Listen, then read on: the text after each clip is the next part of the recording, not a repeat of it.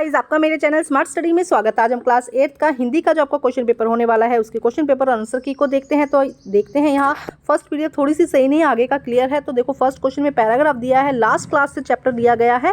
तो आइए देखते हैं इसका आंसर। गद्यांश के अनुसार किसने अपने आप को सेनापति और संरक्षक नियुक्त किया था? नीलकंठ ने। सेकंड देखो, गद्यांश के अनुसार नीलकंठ सवेरे सबको एकत्र क्यों कर लेता था? खाना खिलाने के लिए।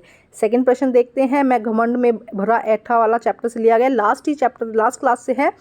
मैं घमंड से भरा ऐठा हुआ काव्यांश में मैं किसके लिए आया है? कवि के लिए।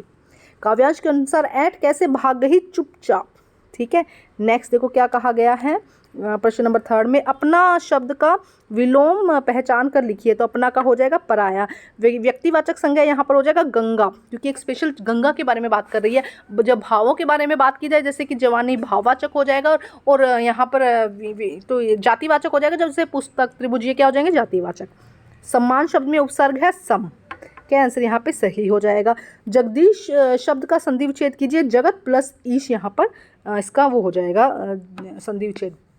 प्रश्न नंबर 4 साइकिल आंदोलन वाले चैप्टर से लिया गया है। प्रश्न देखते हैं, फर्स्ट में क्या है? गद्यांश के अनुसार महिलाओं को किस कार्य से आत्मविश्वास मिला? साइकिल आंदोलन से। क्या आंसर सही हो जाएगा? गद्यांश के अनुसार साइकिल आंदोलन का सबसे महत्वपूर्ण परिणाम क्या रहा? पुरुषों पर जो निर्भरता थी वो क्या हो गई थी? कम हो गई थी। प्रश्न नंबर 3 देखिए, गद्यांश के अनुसार लोगों ने किस पर जमकर प्रहार किया? महिलाओं पर उन्होंने क्या किया? जमकर प्रहार किया।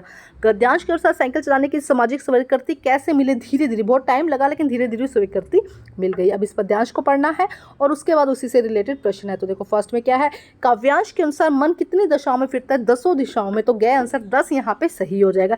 यह तो सिमरन ना ही से क्या आशय है? यह एक सच्चा सिमरन नहीं है। गए आंसर यहाँ पे क्या हो जाएगा? सही हो जाएगा। क्वेश्चन नंबर 3 देखते हैं, जग में बैरी कोई नहीं में बैरी शब्द का अर्थ है शत्रु। क्वेश्चन नंबर 4 कबीर दास जी ने किसे त्यागने की बात कही है? अहंकार को। घ आंसर यहाँ पे सही हो जाएगा। प्रश्न नंबर 6 देखते हैं हम। प्रश्न नंबर 6 में देखो क्या कहा गया? बदलू क्या बनाता था? बदलू लाख की चूड़ियां बनाता था। अकबरी लोटा पाठ में लाला झाऊ लाल की पत्नी ने कितने पैसे की मांग की थी? 250 रुपए की। घ आंसर यहाँ पे सही हो जाएगा। प्रश्न नंबर 7 में देखिए, यह सबसे कठिन समय नहीं है। कविता के रचयिताकार को ना जरूर कविता के रचयिताकार याद करके जाइएगा, एक तो कोई ना कोई आएगा ही आएगा। तो जया जदवानी। गए आंसर यहाँ पे सही हो जाएगा। भगवान के डाके कविता में पक्षी और बादल कहाँ से कहाँ तक जाते हैं? तो एक महादेश से दूसरे महादेश। तो यहाँ पे गए आंसर सही हो जाएगा। उसके बाद अब है वर्णात्मक प्रश्न। तो आइए देखते हैं फर्स्ट का आंसर यहाँ पे क्या हो जाएगा? दिन रात में समास है। तो दिन रात में समास यहाँ पे क्या है? द्वंद्व समास। हम यहाँ पे लिखेंगे द्वंद्व समास। सेकंड, सार्थक शब्द में मूल शब्द क्या है? तो अर्थ यहाँ पे क्या हो जाएगा? मूल शब्द हो जाएगा। नम शब्द का भाववाचक संज्ञा बनाइए, नमकीन हो जाएगा। ठीक है, उसके बाद पीले फूल ले आओ में विशेषण छाटना है। तो पीले यहाँ पे क्या हो जाएगा? विशेषण हो जाएगा। क्वेश्चन नंबर 9 में देखिए, प्रश्नों के उत्तर देने हैं आपको, एक ही शब्द में देने हैं। भगवान के डाके किसे कहा गया? इन चारों प्रश्नों को हम साथ में ही देखते हैं। यह सबसे कठिन समय नहीं है। कविता के अनुसार चिड़िया तिनका कैसे ले जाती थी? कबीर के अनुसार संसार में कब आपका शत्रु कोई नहीं होता है? सूरदास के पद में कृष्ण यशोदा से क्या पूछते हैं? तो इनके आंसर हम करते हैं। तो देखो फर्स्ट का आंसर हो जाएगा पक्षी और बादल। सेकंड में कैसे ले जाता है? तो इनका चोंच में दबाकर। जब मन शीतल और शांत होता है तो कोई हमारा शत्रु नहीं होता। सूरदास के पद में कृष्ण यशोदा से पूछते हैं कि मेरी चोटी कब बढ़ेगी? नेक्स्ट देखते हैं प्रश्न नंबर 10 देखते हैं। प्रश्न नंबर 10 में देखेंगे, फर्स्ट क्वेश्चन देखते हैं, लाख की चूड़िया पाठ में लेखक बदलू से क्या कहकर बुलाता है? फर्स्ट क्वेश्चन सबके आंसर साथ में करेंगे। पट्टुकोट्टई जिले किस राज्य में स्थित है? लाला झाऊ लाल से कितने रुपए मांगा? बस की यात्रा पाठ में लेखक कहाँ से कहाँ जा रहे थे? क्वेश्चन तो कई बार आता है, तो देखते हैं इनके आंसर हम।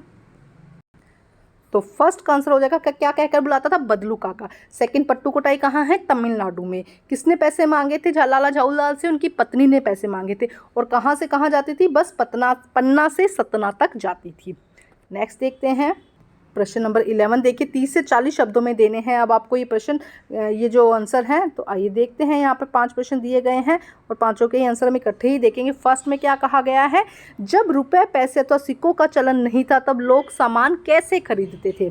यदि आपको किसी जगह की यात्रा करनी हो तो आप क्या तैयारी करेंगे? किन्हीं 2 तैयारियों को अपने शब्दों में लिखे। तो ये अपने भाई हम बैग तैयार करेंगे, वहाँ जाने के अच्छे से सामान देख लेंगे कि हमने सारा सामान जो ज़रूरत का है वो डाल लिया है।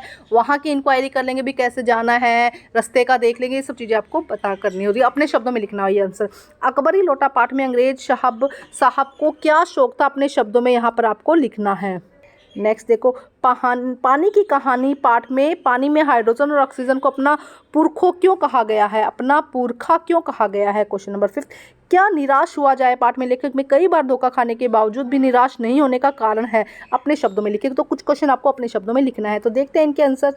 तो देखो फर्स्ट में क्या है, वस्तु विनिमय प्रणाली के माध्यम से आसानी आदान प्रदान द्वारा। तो फर्स्ट का आंसर क्या है, वस्तु विनिमय प्रणाली थी पहले, और क्या है, और आसानी माध्यम से या आपसी आदान प्रदान में लेने देने से हो जाता था। कोई भी आपको दो क्या क्या तैयारी करनी है उस पर कोई भी 2 मीनिंग लिख सकते हैं। पुरानी चीज़ों का संग्रह करना। थर्ड में उसी से उत्पत्ति होना या बनने का कारण। क्वेश्चन नंबर 5 में लेखक आशावादी प्रकृति के हैं और एक तरफ उन्होंने धोखा खाया, दूसरी तरफ कई बार लोगों की मदद भी की। मदद करने वालों की संख्या अधिक होने के कारण वे कभी निराश नहीं हुए। प्रश्न नंबर 12 में देखिए 33 प्रश्नों के उत्तर करने हैं 30 से 40 शब्दों में। तो देखते हैं आंसर यहाँ पर। पक्षी और बादल द्वारा लाई गई चिट्ठियों को कौन पढ़ता है? क्या आपने कभी किसी को चिट्ठी लिखी है?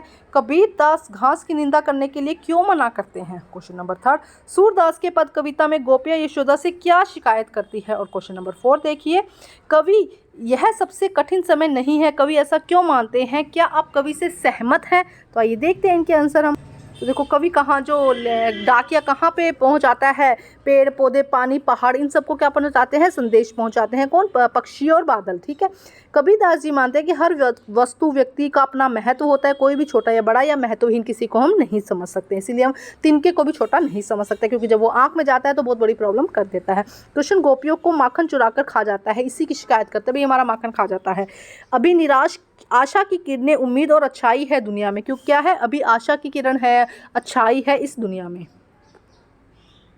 अब क्वेश्चन नंबर 13 देखते हैं। एक अनुच्छेद लिखना था 80 से 100 शब्दों में। छात्र और अनुशासन, अपने विद्यालय का वार्षिकोत्सव और प्रदूषण की समस्या। तो एक अच्छे से इसको लिख लीजिएगा। नेक्स्ट क्वेश्चन नंबर 14 देखिए, एक पत्र लिखना है आपको। एक साइकिल चोरी होने की सूचना देते हुए स्थानीय थाना प्रभारी SHO को एक आवेदन पत्र लिखना है। आगामी परीक्षा में अच्छे अंक प्राप्त करने के लिए अपने पढ़ाई पर ध्यान देने का सुझाव देते हुए अपने छोटे भाई को पत्र लिखना है। तो आपको मेरे चैनल पर सभी सब्जेक्ट के सैंपल पेपर भी मिल जाएंगे, आप अच्छे से तैयारी करके अच्छे मार्क्स वहाँ से ला सकते हैं। Thank you guys. और एग्जैक्ट ऐसा पेपर नहीं आएगा, लेकिन हाँ ऐसा पैटर्न ज़रूर होगा आपका। Thank you.